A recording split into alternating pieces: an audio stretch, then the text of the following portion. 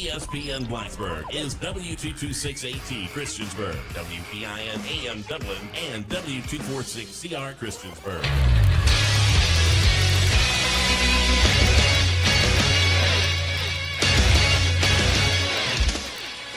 It's the Giant Sports Center at the top of the hour. Last night in the NBA playoffs, the Golden State Warriors beat the Houston Rockets in Game 1 of the West Finals, 119-106. Golden State leads 1-0. In Hokie sports news, Paige Petty scored 3 goals for the Hokies, her 10th hat trick of the season, but it wasn't enough as the Hokies fell to second-seeded North Carolina 17-8 Sunday afternoon, ending Virginia Tech's first ever trip to the NCAA tournament. The 2018 season concludes as the most successful campaign in school history, with a full list of awards and accolades. For your ESPN Sports Center, I'm Brian Reed.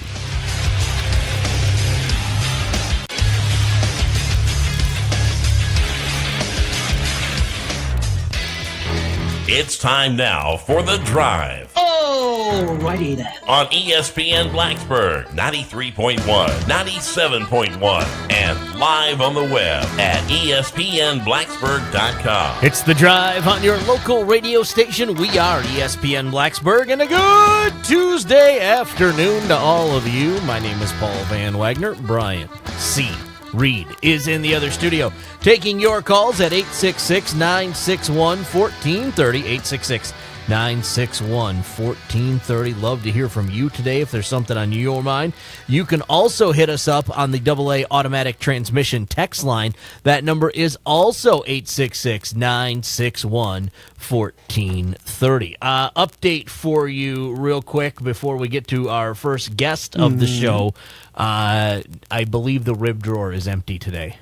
Oh, no. Yeah. Apparently that was a one-day thing.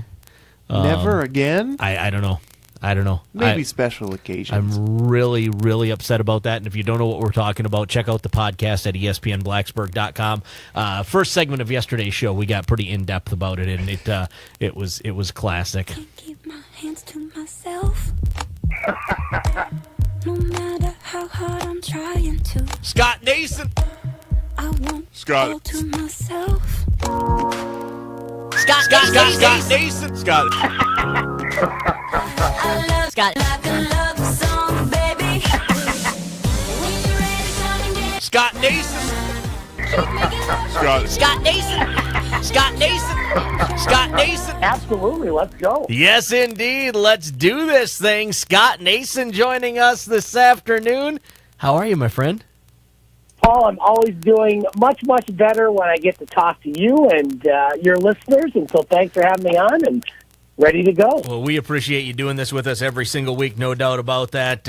In the world of soccer, lots happening over the weekend, and even into yesterday. You talk about the Champions League, Premier League, Europa League teams, relegation happening this weekend. Where do we even want to begin? Well, I think you can start with the leagues themselves ending as far as the major leagues over in Europe, the ones that we talk about on this show and follow for the most part are the Premier League, La Liga in Spain, Serie A in Italy. Those are kind of the three that we cover, along with the Bundesliga in Germany and the First Division in France. But the Premier League wasn't a lot of drama over the weekend. Everybody knew Manchester City was going to finish in first place. They clinched it weeks ago. Well, they did set a record in the Premier League with their 1-0 win at Southampton. They were the first English top-flight club to record a 100-point season. They also set marks for wins, road wins, goals, goal differential, and largest point margin. And there hasn't been a season in recent memory that was so obvious that it was going to be Manchester City than this year. And so with that, the top 4 teams in the Premier League are now set, which means they will play next season's Champions League, which is against the top teams in Europe. Manchester City obviously gets through, along with Manchester United, who had a very good season in their own right, Tottenham Hotspur, and Liverpool. So those are your top 4 finishers, and the next 3 finishers 5, 6, and 7 will play in the Europa League, or the lesser of the two beauty contests as far as European teams. Chelsea, big disappointment for them, finishing 5th. Arsenal, a team again, a disappointment. And Burnley, the smallest community that has a Premier League team, they're going to host European football, so that's very exciting for them. And what really is as important as that, if not more, for several of these clubs, relegation. Because as you know, Paul, we've talked about it before, 20 teams in the Premier League, the bottom 3 get bumped to the next division, the top 3 of the next division get bumped up, and for the first time in a long time, 3 teams that weren't promoted last year are going down. Yeah. Meaning they lost their Premier League ship. That includes West Bromwich Albion, Stoke City, and Swansea City. So as they say goodbye to the Premier League, and it's pretty tough to get back, but they definitely won't be back next season. Well, now, the teams that get back are the ones that win the next level down, whatever that happens to be. They're the 1, 2, 3 teams at that level, right? Correct in some capacity. Okay. The top 2 teams are already through from the championship division, which is the second tier league in England. You have Wolverhampton, who won the championship league. They finished first. And Cardiff City, another Welsh team, they are second. Now, the 3rd through 6th teams, they play a playoff series, and that's actually going on right now. Aston Villa, I can say that on radio, Yes, Paul, you by can. the way. Yes, you Aston can. Villa and Middlesbrough are playing right now. They are 0-0. Aston Villa won the first match 1-0, so they are up in that one. And Fulham and Derby County. Fulham defeats Derby County yesterday, winning that one. So Fulham will take on either Aston Villa or Middlesbrough in a 1-game playoff to promote to the Premier League. That's what Huddersfield Town did last year. They didn't even score a goal, if you can believe that, in their playoffs, yet they make it to the Premier League, and they had to scramble to save themselves in the Premier League, which they did. So. Yeah. Still some action going on as we speak. I got to tell you, I when you and I first started talking about soccer, probably 10, 12, 16 years ago. It's been a while. It has. We've been doing this for a while. You talk about this relegation, and I'm like, that's the dumbest thing ever. And the more I pay attention and the more I watch, the more I begin to think, would we have as much of the tanking talk that we do in a lot of the leagues here in the U.S. if we had some form of relegation? Now, I realize that for the most part, there's no feeder system for the NFL unless you want to talk about college football, and somehow I don't know that the Browns want to try to compete with, the likes of Clemson and Alabama, because they would lose those games also. But, you look at like Major League Baseball, you've got AAA, so technically you could do it there. With the NHL, you've got the AHL, so you could probably manage something there.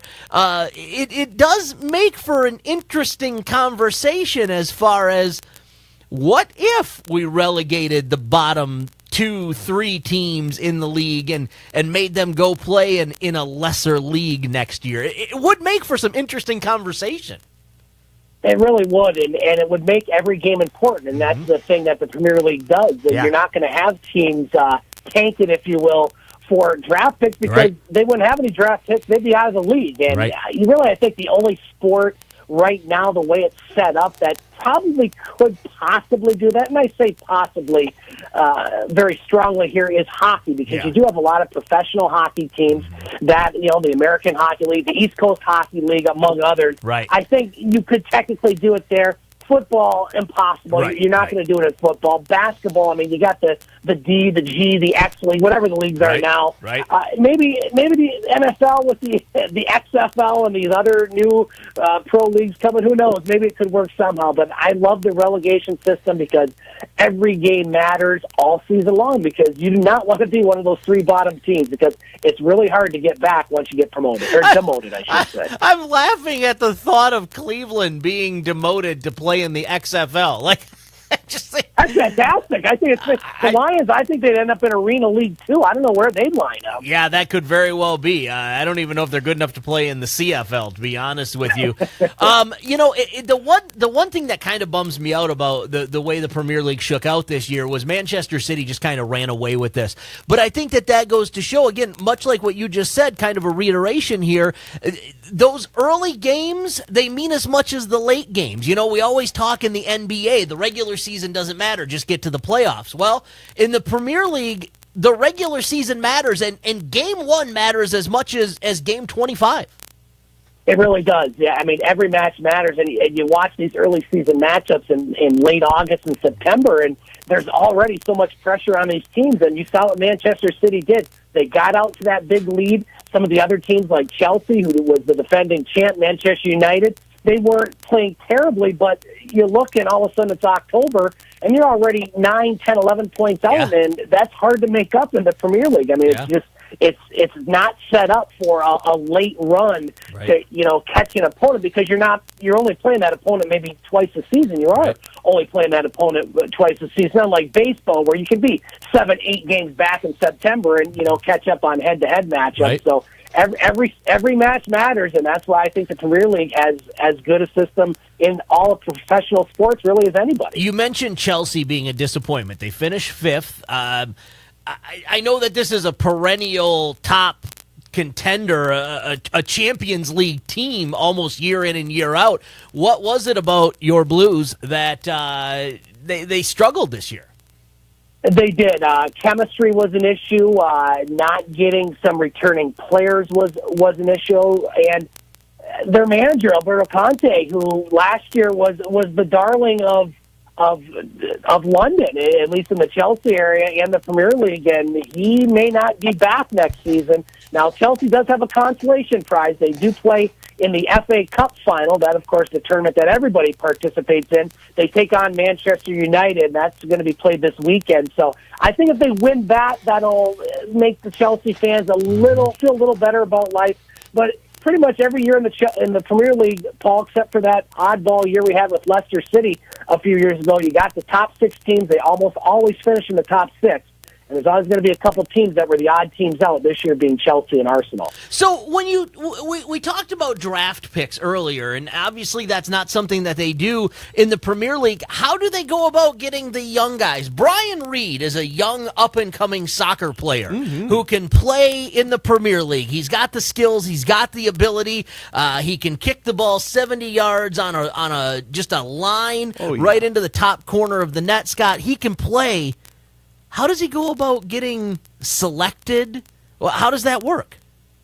Well, they have youth leagues. They have youth teams, much like they do here in the United States. However, you can sign a guy very early. As a matter of fact, you can sign a guy in his team. Okay. And he can play for your youth club, the Chelsea under-18 team. That's like junior hockey, except it's club, not country, as far as, the World Juniors and such like that. So you got scouts looking awfully early at the pitches, not only in England and the surrounding area, but really around the world. Soccer is really a global game, and there's a lot of these scouts that are looking very, very early in these players' lives. John brings up a good point. If we relegated the Browns, who do we make the laughingstock of the NFL, Scott Nason?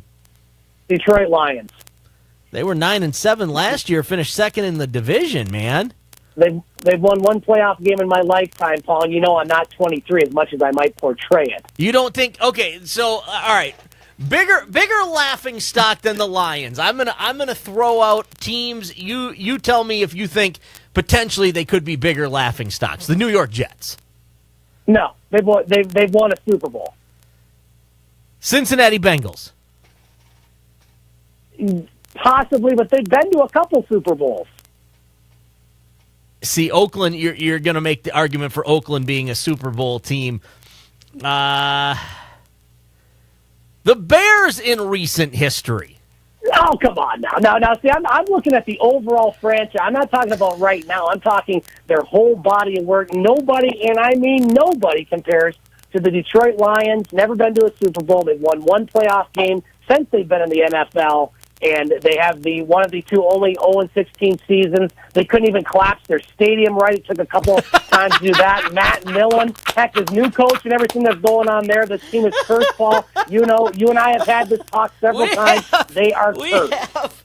We have. All right, you're right. So, John, the answer to your question, sir, is it would be my Detroit Lions. So, who luckily this past season would not have got relegated, but there are seasons previously where they would have, and I truly believe that Clemson and Alabama might also be able to give the Lions a run for their money. NHL playoffs going on right now, Scott. I know you're glued to the television. Caps, Tampa Bay. Obviously, we've got a lot of Caps fans in this area. Vegas, Winnipeg. I think a lot of people have kind of glommed onto Vegas as that. You talk about the darling in the Premier League, the darling in the NHL. A lot of people are going to Vegas as their kind of team in the playoffs right now. What say you, sir? Both have been good series. I'm a little more glued to the Western series just because of the teams and the style of play. I mean, I love Winnipeg. They were my Stanley Cup pick. Tough night last night, but you got to give credit to Vegas. This is a team that just does not want to be reminded that they are an expansion team. And you got a goaltender, Marc-Andre Fleury, who's been there several times. He's won several times, and I see that series going 7. I really do. I think the team split back in Vegas, and then maybe they get a game or two. And I just think this series is similar to the Winnipeg Nationals series that went 7. You're going to see some road wins, great hockey, and you cannot get a better atmosphere than in Winnipeg. And if you haven't had a chance, watch the national anthem when they do it in Winnipeg. You will not find a better national anthem done by a singer, and the crowd participation. And then, the Caps, they're playing on the house's money, as I like to say. Lots of sports gambling in the news this week. Yeah, so there is. Here, that might be a good thing to use there. But Capitals are flying high. They played a perfect road game in Game 2, one I didn't expect them to get. Wasn't surprised that they split in Tampa, but I was pretty surprised at the ease that they won Game 2, and now they're kind of just playing relaxed. They got that proverbial monkey off their back with getting to the conference finals and beating Pittsburgh. Easy for you to say. Pickford. Yeah, I was in Pickford, Michigan yesterday doing some umpiring, but I digress. Sorry. But it's been a great playoff series, and I think the NHL playoffs, if you put that body of work against the NBA, and I watch them both, I don't know how anybody can say that the NBA playoffs are more exciting than the NHL playoffs. I just don't. Who do you got moving on at this point? Well, I got to stick with my original pick, Winnipeg and Tampa. But, boy, Tampa's going to have to beat Washington 4 out of 5 games. I'm still sticking with my pick, but, boy, that Tampa team right now is skating on thin ice. We'll see how they respond tonight. Scott Nason, where can our listeners hear more from you, sir? We're going to have a brand new edition of our sports show, The Game, and you can find it later on tonight at the podcast page, thegamesportshow.podbean.com. Scott Nason, as always, we appreciate you joining us and being part of the drive here on ESPN Blacksburg. You have a fantastic rest of your Tuesday, my man. You broke me on that sound effect. Thanks, guys. Thanks, Scott. Take care. There you go. I was doing good till he started laughing, Brian. Then I couldn't control myself. I love it. It's classic. I was stone. I was Brian Reed during Sports Center. I was stone faced, and then he started laughing, and I couldn't control myself. It's the drive. Let's do it. You're listening to ESPN Blacksburg, where sports rule. 93.